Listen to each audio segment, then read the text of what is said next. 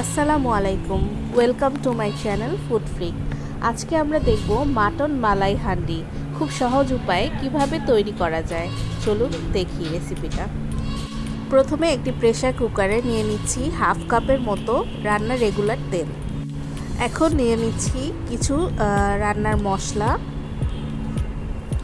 এখন মশলাটাকে ভালো মতো তেলের মধ্যে নাড়াচাড়া করি হালকা ঘ্রাণ আসা পর্যন্ত। এখন দিয়ে দিচ্ছি 1 কাপের মতো পেঁয়াজ কুচি। এটা ভালো মতো ভুনতে থাকি হালকা ব্রাউন কালার হওয়া পর্যন্ত। এখন দিয়ে দিচ্ছি খাসির মাংস 1 কেজি। এটা ভালো মতো মশলার সাথে ভালো মতো মিক্স করে নেই। এখন দিয়ে দিচ্ছি 1 টেবিল চামচ আদা বাটা, 1 টেবিল চামচ রসুন বাটা, 1 চা চামচ লবণ। এখন বাদাম আর মরিচের পেস্ট করব। এখানে নিয়েছি হাফ কাপ চীনাবাদাম এবং 5-6টা কাঁচামরিচ। এখন মাংসের মধ্যে 1 কাপ পরিমাণ পানি ঢেলে দিয়ে প্রেসার কুকারের ঢাকনাটা বন্ধ করে দেই 7-8টা হুইসেল হওয়া পর্যন্ত একদম লো ফ্লেমে। এখন 20 মিনিট পরে এর মধ্যে দিয়ে দিচ্ছি টক দই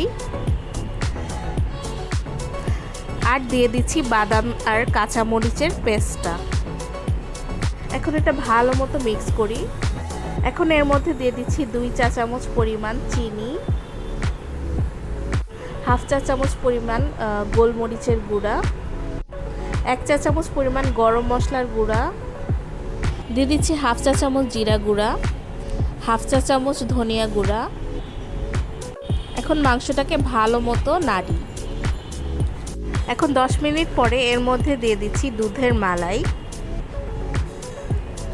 এখন আবার রান্না প্রায় হয়ে গিয়েছে। এটা এখন ভালো মতো নাড়তে থাকি।